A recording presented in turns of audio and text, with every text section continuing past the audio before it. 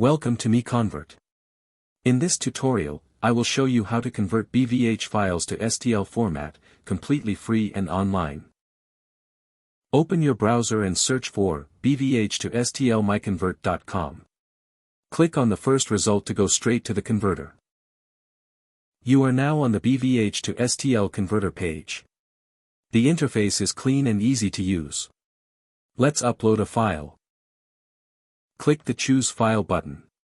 A file picker will open. Select the BVH file you want to convert, then click Open. Your file is loaded and ready. You can see the file name, size, and destination format. Click Convert now to start the conversion. The conversion is in progress. You can see the progress bar moving. This usually takes just a few seconds. Done. Your file has been successfully converted. Click Download to save the STL file to your computer. That's it. Visit MiConvert.com for more free conversion tools. Subscribe for more tutorials. Thanks for watching.